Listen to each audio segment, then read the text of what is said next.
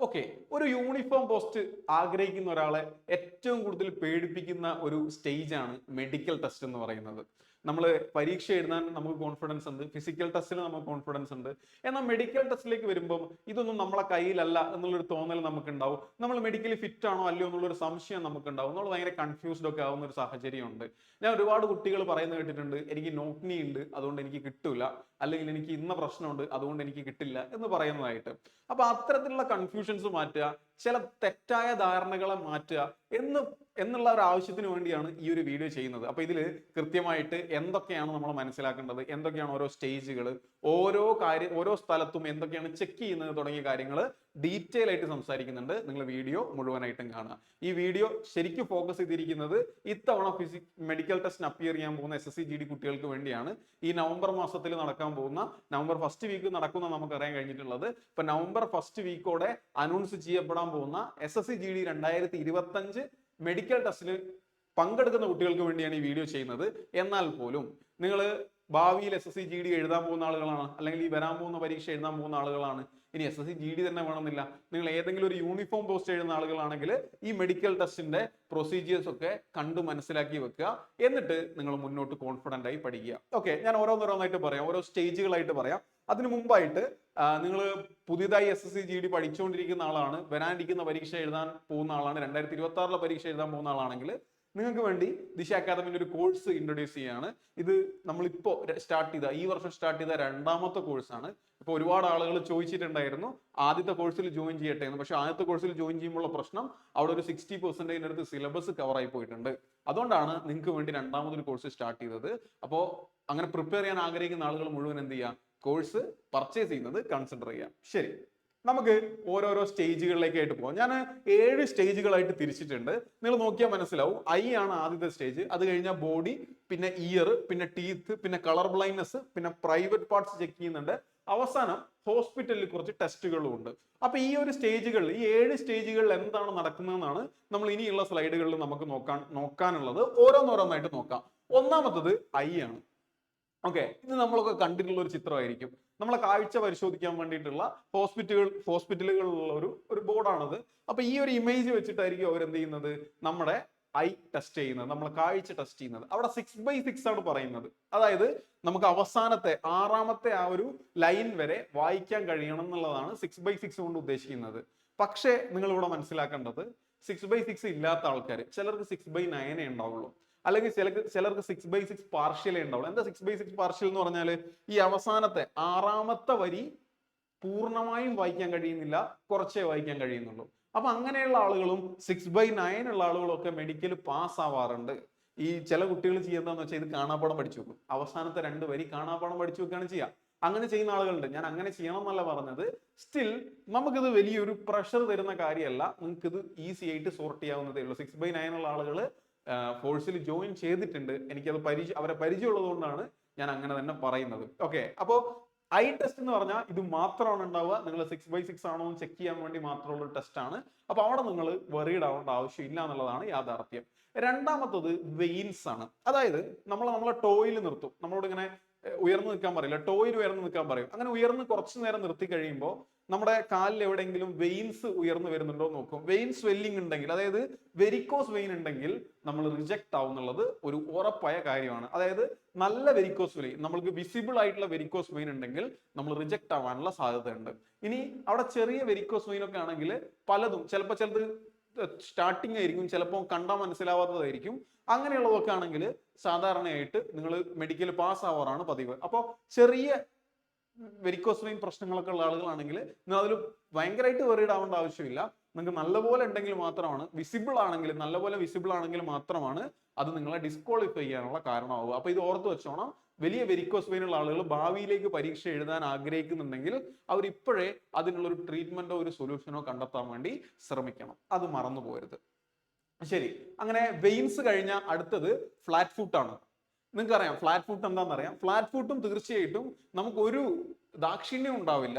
Flat foot ആണെങ്കിൽ നമ്മളെ തീർച്ചയായിട്ടും എന്ത് ചെയ്യും, ഈ ഒരു മെഡിക്കൽ ടെസ്റ്റിൽ നിന്നും പുറത്താക്കുന്ന ഒരു സാഹചര്യം ഉണ്ടാവും. ഫ്ലാറ്റ് ഫുട്ട് എന്താണെന്ന് നിങ്ങൾക്ക് കണ്ടാൽ മനസ്സിലാവും. നമുക്ക് സാധാരണയായിട്ട് കാലിലൊരു കർവ് ഉണ്ടാവും. ഈ കർവ് തീരെ ഒട്ടും ഇല്ലാത്ത ആൾക്കാർ, ഫ്ലാറ്റ് ആയിട്ടുള്ള ആൾക്കാർ, നമ്മള് ഇപ്പൊ എങ്ങനെയാ നിങ്ങൾക്ക് പറഞ്ഞു തരാം. നിങ്ങൾ ചാരത്തിൽ ചവിട്ടിയിട്ട് പിന്നെ ആ കാലെടുത്ത് പുറത്ത് ചവിട്ടുമ്പോൾ അവിടെ ഒരു കർവ് ഇല്ല, മൊത്തത്തിൽ ഫ്ലാറ്റ് ആണ്, കാലിന്റെ ഷേപ്പ് മൊത്തത്തിൽ അവിടെ ഉണ്ട് എന്നാണെങ്കിൽ അത് ഫ്ലാറ്റ് ഫുട്ട് ആണ്. കാലിന്റെ അടിഭാഗം മുഴുവനും നിലത്ത് ടച്ച് ചെയ്യുന്നുണ്ടെങ്കിൽ അത് ഫ്ലാറ്റ് ഫുട്ട് ആണ്.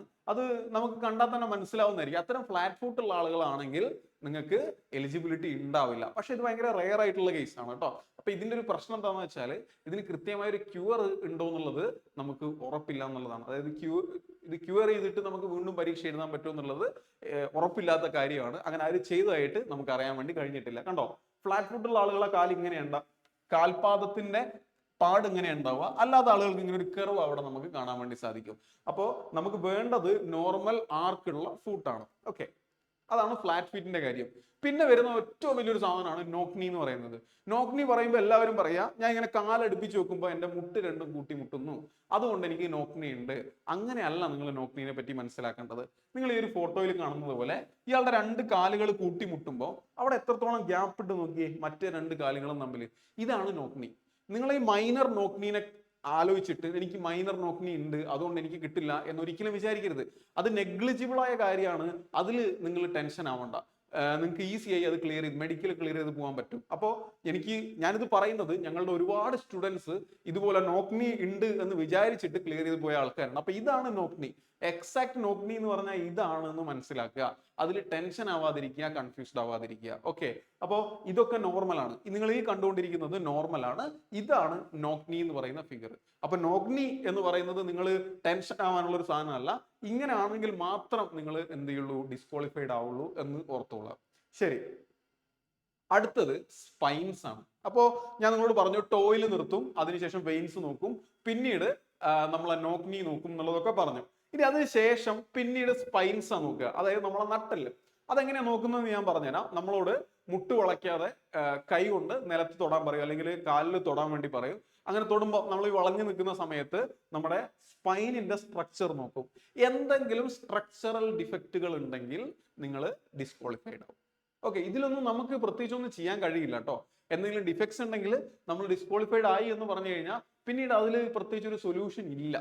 സ്പൈൻസിലൊക്കെ എന്തെങ്കിലും മാറ്റങ്ങൾ, അവർ പറയുന്നതിന് അപ്പുറത്തേക്കുള്ള മാറ്റങ്ങൾ ഉണ്ടെങ്കിൽ നമുക്ക് വേറൊന്നും ചെയ്യാനില്ല എന്നുള്ളത് മനസ്സിലാക്കണം. ഓക്കെ, അപ്പൊ എന്താ നമ്മൾ ചെയ്യുക? നമ്മൾ ഓൾറെഡി പഠിച്ചു കഴിഞ്ഞു, മറ്റൊരു പരീക്ഷയ്ക്ക് വേണ്ടി തയ്യാറെടുക്കുക. ഒരു പരീക്ഷ മാത്രമൊന്നുമല്ല ജീവിതം, അതും നമ്മൾ അവിടെ മനസ്സിലാക്കണം. അതുകൊണ്ട് മറ്റൊന്നിനു വേണ്ടി തയ്യാറെടുക്കേണ്ട ആവശ്യം നിങ്ങൾക്കുണ്ട്. പിന്നെ ഒരു കാര്യം കൂടെ നിങ്ങൾ മനസ്സിലാക്കേണ്ടത്, ഈ സെൻട്രൽ ഗവൺമെന്റിന്റെ ആംഡ് ഫോഴ്സസിൽ അത്യാവശ്യം നല്ല സ്ട്രിക്റ്റ് ആയിട്ടാണ് മെഡിക്കൽ ടെസ്റ്റുകൾ നടക്കുന്നത്. ഇത്രയും സ്ട്രിക്റ്റ് ആയിട്ടായിരിക്കില്ല നമ്മുടെ സ്റ്റേറ്റ് പോലീസിന്റെ ടെസ്റ്റുകളൊക്കെ നടക്കുക. അപ്പൊ നിങ്ങൾക്ക് സ്റ്റേറ്റ് പോലീസ് ടെസ്റ്റുകൾ എഴുതാൻ വേണ്ടി ശ്രമിക്കാവുന്നതാണ്. അതാണ് അടുത്തതായിട്ട് നിങ്ങൾക്ക് ചെയ്യാൻ പറ്റും. ഇപ്പൊ IRB ഒക്കെ എഴുതുന്ന ഒരുപാട് ആളുകളുണ്ട്. അത്തരത്തിലുള്ള പരീക്ഷകൾ നിങ്ങൾക്ക് ട്രൈ ചെയ്യാൻ വേണ്ടി പറ്റും. ഓക്കെ, അതാണ് സ്പൈൻസിനെ പറ്റി പറയാനുള്ളത്. അത് കഴിഞ്ഞാൽ ഒരു ഫിംഗർ ആണ് ചെക്ക് ചെയ്യുക. ഫിംഗർ ചെക്ക് ചെയ്യുക എന്ന് പറയുമ്പോൾ നമുക്ക് 10 ഫിംഗർ ആണ് ഉണ്ടാവേണ്ടത്. ചിലർക്കില്ലേ എക്സ്ട്രാ ഗ്രോത്ത് ഉണ്ടാവില്ലേ, അതൊരു ഡിസ്ക്വാളിഫിക്കേഷൻ ആണ്. ഫിംഗറിന്റെ എണ്ണം കുറവാണെങ്കിൽ അതൊരു ഡിസ്ക്വാളിഫിക്കേഷൻ ആണ്. പിന്നെ ഒരു കാര്യം മനസ്സിലാക്കേണ്ടത്, ഇപ്പൊ നിങ്ങളെ ചെറുവിരലിനോ അല്ലെങ്കിൽ തൊട്ടിപ്പുറത്തെ വിരലിനോ ഒക്കെ ചെറിയ മുറിവുകൾ ഉണ്ടെങ്കിൽ, അല്ലെങ്കിൽ ചെറുതായി മുറിഞ്ഞു പോയിട്ടുണ്ടെങ്കിൽ അതൊന്നും ഒരു വിഷയമല്ല. പക്ഷെ നിങ്ങളെ ചൂണ്ടുവിരൽ, അതായത് നമ്മൾ ആംഡ് ഫോഴ്സ് ആയതുകൊണ്ട് തന്നെ ആയുധം ഉപയോഗിക്കേണ്ടി വരുമല്ലോ നമ്മൾ. അപ്പൊ അവിടെ നമ്മളുടെ ചൂണ്ടുവിരലിന് ഒരു തരത്തിലുള്ള ഡിഫക്റ്റും ഉണ്ടാവാൻ വേണ്ടി പാടില്ല. അത് വളരെ ഇമ്പോർട്ടന്റ് ആയിട്ടുള്ള കാര്യമാണ്. നമ്മളെ ചൂണ്ടുവിരലിന് എന്തെങ്കിലും ഡിഫക്ട്സ് ഉണ്ടെങ്കിൽ ചിലപ്പോൾ നമ്മൾ ഡിസ്ക്വാളിഫൈഡ് ആവാൻ സാധ്യതയുണ്ട്. ഓക്കെ, അതാണ് ഫിംഗറിന്റെ കാര്യത്തിൽ നിങ്ങൾ മനസ്സിലാക്കേണ്ടത്. ഇനി ഫിംഗർ കഴിഞ്ഞാൽ അടുത്തത് ചെസ്റ്റ് ആണ്. അതായത് നമ്മളെ കംപ്ലീറ്റ് ചെസ്റ്റ് അവർ സ്കാൻ ചെയ്യും. എന്ന് വെച്ചാൽ സ്കാൻ ചെയ്യുന്ന വെച്ചാൽ അവർ നോക്കും. നോക്കിയിട്ട് എന്തെങ്കിലും കുഴികളോ അല്ലെങ്കിൽ എന്തെങ്കിലും കലകളോ പാടുകളോ ഒക്കെ ഉണ്ടെങ്കിൽ നമ്മൾ റിജക്ട് ആവാനുള്ള സാധ്യതയുണ്ട്. കാരണം ചെസ്റ്റിന്റെ നിങ്ങൾ ഈ ഫിഗറിലൊക്കെ കാണാൻ പറ്റുന്ന പോലെ എന്തെങ്കിലും കുഴികളൊക്കെ ഉണ്ടെങ്കിൽ നമ്മൾ ഫിറ്റ് അല്ല, മെഡിക്കലി ഫിറ്റ് അല്ല എന്ന് തന്നെയാണ് അതിന്റെ അർത്ഥം. അപ്പൊ അവിടെ ഒരു റിജക്ഷൻ ഉള്ള പോസിബിലിറ്റി ഉണ്ട്. കലകൾ ഉണ്ടെങ്കിൽ ഈ ഒരു കേസ് നമ്മുടെ ഒരുപാട് കുട്ടികൾ ഫേസ് ചെയ്യുന്നുണ്ട്. ചെസ്റ്റിൽ ചെറിയ കുഴികൾ പോലെയോ അല്ലെങ്കിൽ ചെറിയ കലകൾ പോലെയോ ഒക്കെ ഉള്ള ആളുകളാണെങ്കിൽ നിങ്ങൾക്ക് അതിനനുസരിച്ചുള്ള ബുദ്ധിമുട്ടുകൾ ഒരുപാട് ആളുകൾ റിജക്ട് ആയിട്ടുണ്ട്. എനിക്ക് പേഴ്സണലി അറിയാവുന്ന ഒന്ന് രണ്ട് ആളുകളല്ല, അതിൽ കൂടുതൽ ആളുകൾ ഈ ചെസ്റ്റിന്റെ കേസിൽ റിജക്ട് ആയവരുണ്ട്. അതൊരു പ്രധാനപ്പെട്ട റിജക്ഷൻ പോയിന്റ് ആണ്. അപ്പൊ അത് നിങ്ങൾ പ്രോപ്പറായി ഒന്ന് നോക്കുക, എന്താണ് സാഹചര്യം, നിങ്ങളുടെ ചെസ്റ്റിൽ എന്തെങ്കിലും അങ്ങനത്തെ ഡിഫക്റ്റുകൾ ഉണ്ടോ എന്നുള്ളത് മനസ്സിലാക്കാൻ ശ്രമിക്കുക. ഓക്കെ, അതാണ് ചെസ്റ്റിന്റെ കേസിൽ പറയാനുള്ളത്. ഇനി ചെസ്റ്റ് കഴിഞ്ഞ അടുത്തത് ഇയർ ആൻഡ് ടീത്ത് ആണ്. അപ്പൊ എല്ലാവരും പറയുന്നത് ടീത്തിന് ഗ്യാപ്പ് ഉണ്ടെങ്കിൽ നിങ്ങൾ ഔട്ടായി എന്നാണ്. അങ്ങനെയല്ല. ടീത്തിന് ചെറിയ ഗ്യാപ്പ് ഒക്കെ ആണെങ്കിൽ അത് അക്സെപ്റ്റ് ചെയ്യപ്പെടാറുണ്ട്, വലിയ പ്രശ്നമൊന്നും ആവാറില്ല. വലിയ എന്തെങ്കിലും വിഷയങ്ങൾ ഉണ്ടെങ്കിൽ മാത്രമാണ് അത് പ്രശ്നമാവുക. ഇനിയിപ്പോ എന്തെങ്കിലും കേടുണ്ടോ അങ്ങനെയുള്ള കാര്യങ്ങളാണ് നോക്കുക. അപ്പൊ അതിന് മുന്നേ ട്രീറ്റ്മെന്റ് എടുക്കുക. പല്ലുമായി ബന്ധപ്പെട്ട ട്രീറ്റ്മെന്റുകളൊക്കെ പ്രോപ്പറായി എടുത്തതിന് ശേഷം എന്ത് ചെയ്യുക, മെഡിക്കൽ അറ്റൻഡ് ചെയ്യുക. അപ്പൊ ഇനി 5 ദിവസം അല്ലെങ്കിൽ 10 ദിവസത്തിനപ്പുറം മെഡിക്കൽ നിൽക്കുന്ന ആളുകളല്ല അത് അറ്റൻഡ് ചെയ്യാൻ പോകേണ്ടത്. ഭാവിയിൽ നിങ്ങൾ മെഡിക്കൽ അറ്റൻഡ് ചെയ്യാൻ ആഗ്രഹിക്കുന്ന, പരീക്ഷ എഴുതാൻ ആഗ്രഹിക്കുന്നുണ്ടെങ്കിൽ പല്ലുമായി ബന്ധപ്പെട്ട പ്രശ്നങ്ങളോ കേടൊക്കെ ഉണ്ടെങ്കിൽ അതൊക്കെ ഇപ്പോഴേ ട്രീറ്റ് ചെയ്യാൻ വേണ്ടി ശ്രമിക്കണം. പിന്നെയുള്ളത് ഇയറിന്റെ ടെസ്റ്റ് ആണ്, ചെവിന്റെ ടെസ്റ്റ് ആണ്. അത് നിങ്ങൾ ഈ ഫിഗറിൽ കാണുന്നത് പോലെ ഒരു മെഷീൻ അകത്തേക്ക് വെച്ചിട്ടാണ് ടെസ്റ്റ് ചെയ്യുക. ടെസ്റ്റ് ചെയ്യുന്ന സമയത്ത് ഇയർ മെംബ്രെയിൻ ആണ് ടെസ്റ്റ് ചെയ്യുന്നുണ്ടാവുക. എന്തെങ്കിലും പ്രശ്നങ്ങൾ ഉണ്ടോ എന്നുള്ളത് നിങ്ങൾ അത് പ്രത്യേകിച്ചൊന്നും ചെയ്യണ്ട. നിങ്ങളുടെ നിലവിലുള്ള സ്റ്റാറ്റസ് എന്താണോ അങ്ങനെ തന്നെ പോയാൽ മതി. പറ്റുമെങ്കിൽ ഒന്ന് ഇയർ ഒക്കെ ക്ലീൻ ചെയ്താൽ നല്ലത്. കുറച്ച് ദിവസം മുന്നേ, തലേ ദിവസം അല്ല, ഇപ്പോൾ ഒരു മാസം മുന്നേ, മെഡിക്കലിന്റെ ഒരു മാസം മുന്നേ ഒക്കെ ഇയർ ഒക്കെ ഒന്ന് ക്ലീൻ ചെയ്ത് വൃത്തിയാക്കിയാൽ നല്ലതാണ്. ഒരിക്കലും മെംബ്രെയിന് എന്തെങ്കിലും മുറിവ് അങ്ങനെ ഒന്നും ചെയ്യരുത് കേട്ടോ. നിങ്ങൾ സ്വന്തമായിട്ട് ഒന്നും ചെയ്യാൻ പാടില്ല. ഹോസ്പിറ്റലിൽ പോയിട്ട് ചെറിയൊരു ക്ലീനിങ് ചെയ്ത് അവരോട് പറയണം, ഇങ്ങനെ ഒരു മെഡിക്കൽ ടെസ്റ്റ് ഉണ്ട്, അതിന് വേണ്ടിയിട്ടാണ് ക്ലീൻ ചെയ്യേണ്ടതാണെന്ന് പറഞ്ഞാൽ അവർ ചെയ്തു തരും. അതും നിർബന്ധമൊന്നുമല്ല. അങ്ങനെ ഒന്നും അല്ലാതെ പോയ ഒരുപാട് ആളുകളുണ്ട്. നിങ്ങൾ ചിലപ്പോൾ ഇത് കാണുന്ന ആളുകൾ തന്നെ അങ്ങനെ അല്ലാതെ പോയ ആളുകൾ ഉണ്ടാവും. അപ്പൊ അതൊന്നും ഒരു പ്രശ്നമല്ല. സ്റ്റിൽ നിങ്ങൾക്ക് അങ്ങനെ ഒരു കാര്യം കൂടെ ചെയ്യാവുന്നതാണ് എന്നുള്ളത് ഓർത്ത് വെച്ചോളാം. ഓക്കെ, അതാണ് ഇയറിന്റെ കേസിൽ പറയാനുള്ളത്. ഓക്കെ, നിങ്ങൾ സ്വന്തമായി കഴുകിയിട്ട് അവസാനം മെംബ്രെയിൻ എന്തെങ്കിലും ഒരു ചെറിയ ഡിഫക്റ്റ് വന്നു കഴിഞ്ഞാൽ അവിടെ ഡിസ്ക്വാളിഫിക്കേഷൻ വരും. അതുകൊണ്ട് അനാവശ്യമായിട്ട് നമ്മൾ അങ്ങനെ ഉണ്ടല്ലോ, ചെറിയ എന്തെങ്കിലും സാധനങ്ങൾ എടുത്തിട്ട് ചെവിയിലിടുന്ന സ്വഭാവം, അത്തരത്തിലുള്ള സ്വഭാവങ്ങളൊക്കെ മാറ്റി വെക്കുക. അത് ഇമ്പോർട്ടന്റ് ആണ് കേട്ടോ. ശരി, അത് കഴിഞ്ഞാൽ അടുത്തതാണ് കളർ ബ്ലൈൻഡ്നെസ്. ഞാൻ പറഞ്ഞിരുന്നു, നമ്മുടെ ഫ്ലാറ്റ് ഫൂട്ടിന് എങ്ങനെയാണോ നിങ്ങൾ റിജക്ട് ചെയ്യുന്നത് അതുപോലെ തന്നെ കളർ ബ്ലൈൻഡ്നെസ്സിന് നിങ്ങൾ റിജക്ട് ചെയ്യും. അവിടെ ഒരു തരത്തിലുള്ള ഒരു ലൂപ്പ് ഹോൾ ഇല്ല, അല്ലെങ്കിൽ ഒരു തരത്തിലും നിങ്ങൾക്ക് ഒരു സെന്റിമെന്റ്സ് അല്ലെങ്കിൽ ഓക്കെ ചെറിയ കാര്യമല്ലേ എന്ന് വിചാരിച്ച് അകത്തേക്ക് കയറ്റി വിടുന്ന ഒരു പരിപാടി ഉണ്ടാവില്ല. ഞാൻ പറഞ്ഞു, നോക്നിയിലാണെങ്കിൽ ചെറിയ നോക്നിയൊക്കെ അവർ അക്സെപ്റ്റ് ചെയ്യും. വെരിക്കോസ് വെയിൻ ആണെങ്കിൽ അത്ര വിസിബിൾ അല്ലാത്ത പുതിയ സ്റ്റാർട്ടിങ്ങിലൊക്കെ ഉള്ള വെരിക്കോസ് വെയിൻ ഒക്കെ ആണെങ്കിൽ അവർ അക്സെപ്റ്റ് ചെയ്യും. പക്ഷേ കളർ ബ്ലൈൻഡ്നെസ്സിന് ഒരു തരത്തിലുള്ള മേഴ്സിയും നിങ്ങൾ എക്സ്പെക്ട് ചെയ്യാൻ വേണ്ടി പാടില്ല. നിങ്ങളിവിടെ ഫിഗർ കാണുന്നില്ലേ, ഇത്തരത്തിലുള്ള കുറെ ഫിഗേഴ്സ് കാണിക്കും. ഈ ഫിഗേഴ്സിൽ നിങ്ങൾ ഏതെങ്കിലും കാണുന്ന അതിനകത്തുള്ള ഏതെങ്കിലും നമ്പേഴ്സ്, ഇതിൽ ഏതെങ്കിലും നമ്പർ കാണുന്നുണ്ടാവും. നിങ്ങൾ ഈ വീഡിയോ കണ്ടിട്ട് നോക്കണ്ട കേട്ടോ. ഈ വീഡിയോന്റെ ലൈറ്റിങ്ങിന്റെയും അല്ലെങ്കിൽ നിങ്ങൾ കാണുന്ന ഫോണിന്റെയും പ്രത്യേകത കൊണ്ട് ചിലപ്പോൾ നിങ്ങൾക്ക് ക്ലിയർ ആവാൻ ചാൻസ് ഇല്ല. അങ്ങനെ അല്ലാതെ ഇത് നേരിട്ട് കാണുന്ന സമയത്ത് നിങ്ങൾ ഇതിലൊരു നമ്പർ കാണും, അല്ലെങ്കിൽ ഒരു ലെറ്റർ കാണും. ഇതിലൊരു നമ്പർ കാണും, ഒരു ലെറ്റർ കാണും. ആ നമ്പർ ലെറ്റർ ഏതാണോ അത് പറഞ്ഞു കൊടുക്കുക എന്നുള്ളതാണ് നിങ്ങളുടെ ടാസ്ക്.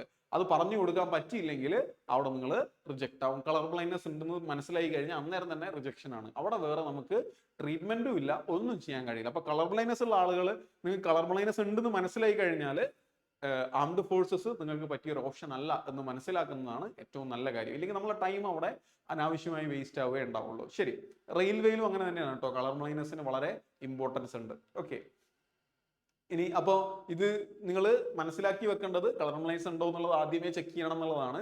ചെക്ക് ചെയ്തിട്ട് ഒരു പ്രിപ്പറേഷനിലേക്ക് കടക്കുക, അതായിരിക്കും ഏറ്റവും നല്ലൊരു കാര്യം. ഇനി കളർ ബ്ലൈൻഡ് ആണെന്ന് മനസ്സിലായ ഞാനിപ്പോൾ പറഞ്ഞതുപോലെ തന്നെ ഡയറക്റ്റ് റിജക്ഷൻ ആണ് ഉണ്ടാവാൻ പോകുന്നത്. ഒരു കാര്യം കൂടെ ഉണ്ട്, ചിലപ്പോൾ ഇതിലൊന്നും എഴുതിയിട്ടുണ്ടാവില്ല. നിങ്ങൾ ചുമ്മാ ഗസ് ചെയ്യരുത്. ഓക്കെ, എനിക്ക് കളർ ബ്ലൈൻഡ്നെസ് ഉണ്ടോ ഇല്ലയോ എന്നറിയാതെ ഗസ് ചെയ്യരുത്. ചിലത് ബ്ലാങ്ക് ആയിട്ട് തരും. ബ്ലാങ്ക് ആയിട്ട് തന്നു കഴിഞ്ഞാൽ അത് ബ്ലാങ്ക് ആണ്, അതിലൊന്നുമില്ല. ചിലപ്പോൾ ചുമ്മാ വരയൊക്കെ ഉണ്ടാവും, ഇങ്ങനെ വെറുതെ വരയുണ്ടാവും. വരയാണെങ്കിൽ അതെന്തോ വരയാണ്, 2 എന്ന് പറയുന്ന നമ്പർ പോലെ ഫീൽ ചെയ്യുന്നുണ്ട്, പക്ഷെ അത് പ്രോപ്പർ 2 അല്ല, ഒരു വരയായിട്ടുള്ളതെന്നൊക്കെ പറഞ്ഞ് നിങ്ങൾക്ക് എന്താണോ തോന്നുന്നത് അത് അങ്ങനെ തന്നെ പറയണം. അങ്ങനത്തെ ഒരു ഫിഗർ ആയിരിക്കും അത്. അല്ലാതെ എപ്പോഴും അതിൽ ലെറ്റർ ഉണ്ടാവും അല്ലെങ്കിൽ എപ്പോഴും അതിൽ നമ്പർ ഉണ്ടാവും എന്ന് നിങ്ങൾ വിചാരിക്കരുത്. ശരി, അതാണ് കളർ ബ്ലൈൻഡ്നെസ് ബന്ധപ്പെട്ടുള്ളത്.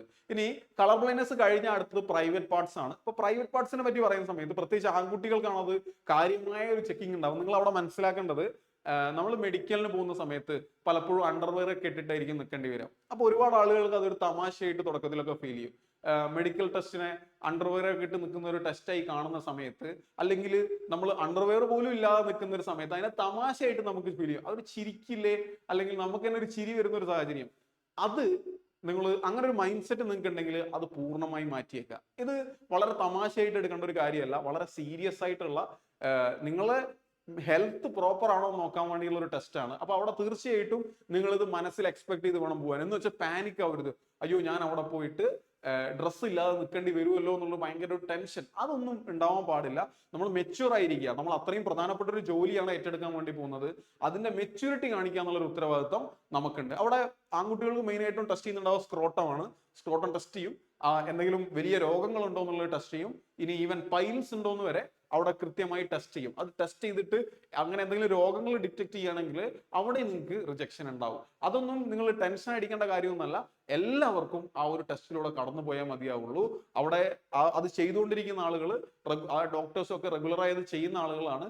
അവിടെ നിങ്ങളെ ഡിസിപ്ലിൻ കാണിച്ചില്ലെങ്കിലാണ് നിങ്ങൾ ഔട്ട് ആവാൻ പോകുന്നത്. അവിടെ ചെന്ന് ചിരിക്കുക, അല്ലെങ്കിൽ അതിനെ വളരെ സില്ലി ആയി കാണുക, അല്ലെങ്കിൽ അതിൽ കൺഫ്യൂസ്ഡ് ആവുക, ടെൻഷൻ ആവുക, ഇതൊക്കെ ഒരു സോൾജിയർക്കോ അല്ലെങ്കിൽ ഈ പറയുന്ന ആംഡ് ഫോഴ്സസിൽ വർക്ക് ചെയ്യേണ്ട ഉത്തരവാദിത്തപ്പെട്ട ഒരാൾക്കോ ചേർന്നൊരു ആറ്റിറ്റ്യൂഡ് അല്ല. അതുകൊണ്ട് തന്നെ അവരതിനെ തീർച്ചയായിട്ടും നെഗറ്റീവ് ആയിട്ടേ കാണുള്ളൂ. അതുകൊണ്ട് അവിടെ നിങ്ങളെ ഡിസിപ്ലിൻ കീപ്പ് ചെയ്യുക, നിങ്ങളെ മെച്യൂരിറ്റി കീപ്പ് ചെയ്യുക, കാമായിട്ട് നിൽക്കുക.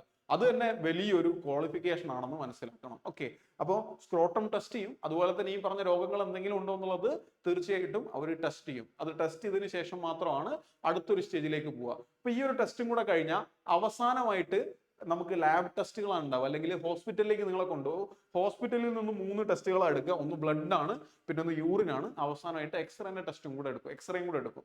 എന്നിട്ട് ഇതെല്ലാം കൂടെ വെച്ചിട്ട് നിങ്ങൾക്ക് എന്തെങ്കിലും വലിയ മാരകമായ രോഗങ്ങൾ ഉണ്ടോ എന്നുള്ളത് നോക്കും. ഇത് നോക്കിയതിന് ശേഷം, ഇതൊക്കെ എല്ലാവർക്കും നോക്കുന്നതാണ് കേട്ടോ.